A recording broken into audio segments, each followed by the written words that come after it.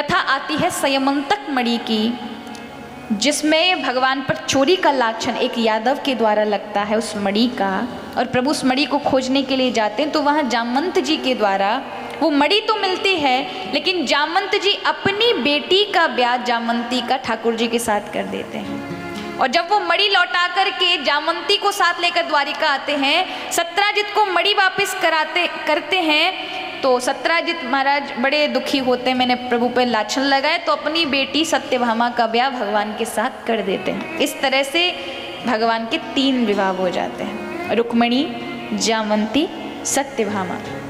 चौथा विवाह यमुना जी के साथ हुआ, क्योंकि अर्जुन लेकर जा रहे थे एक दिन भगवान को रथ पर बिठाकर, और उसी समय भगवान को प्यास लगी तो अर्जुन यमुना के किनारे आते हैं।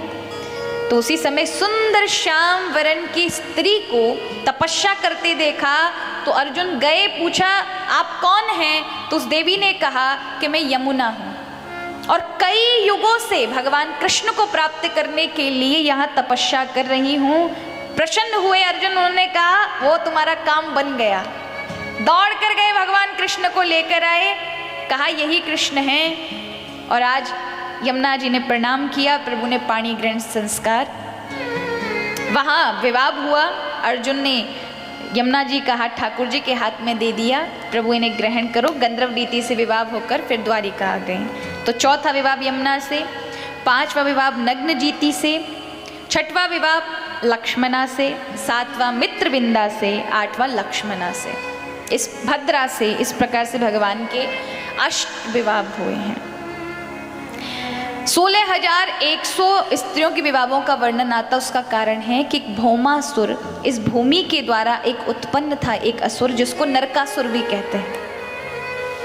तो उसने ये बड़ा ही अत्यधिक आतताई राक्षस था, तो इसने महाराज सबको प्रताड़ित कर रखा था। जिस स्त्री को देखता अपहरण करके ले आता था, और अपहरण करने के कारण इसके कारागृह में 16,100 स्त्री बंदी थी। तो स्वयं भगवान आए सत्यभामा के साथ, याकू मार के महाराज स्त्रियों को बंधन से मुक्त किया। लेकिन फिर उस समय कुल लोक लाज मर्यादा का ताना बाना ये समाज पहना हुआ था। उन स्त्रियों को उनके घर वालों ने नहीं अपनाया कि हमारी कुल मर्यादा चली जाएगी, क्योंकि असुर का स्पर्श करके आ चुकी है। किसी भी राजा ने उनके साथ विवाह नहीं किया, सामान्य पुरुष ने उनके साथ विवाह नहीं किया। तब तो उन स्त्रियों ने केवल 2 ही मार्ग अपना लिए, या तो वो आत्महत्या कर लें, या फिर वो समाज में जो समाज गलत दृष्टि से देख रहा है वैसी दृष्टि से अपना जीवन यापन करें।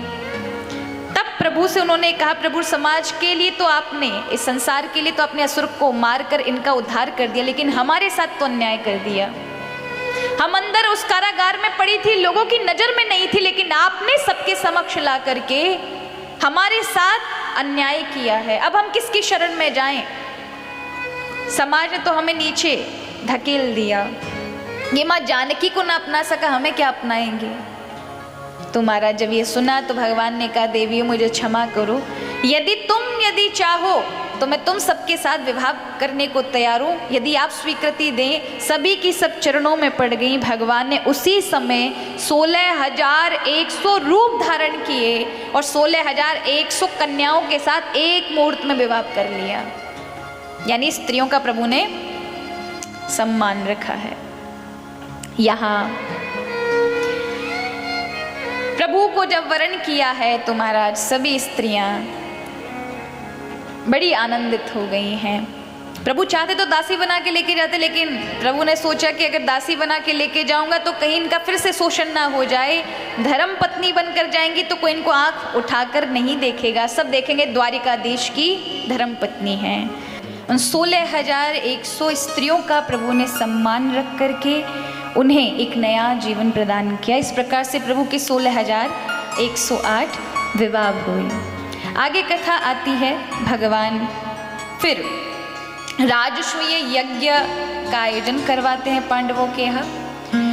पर धन कहाँ से आए, इसलिए जरासंध को भीम के द्वारा मरवाकर और उसके कारागार में पड़े हुए दूर दूर के 20,000 राजाओं को उसके बंदी घर से छुड़वा देते हैं।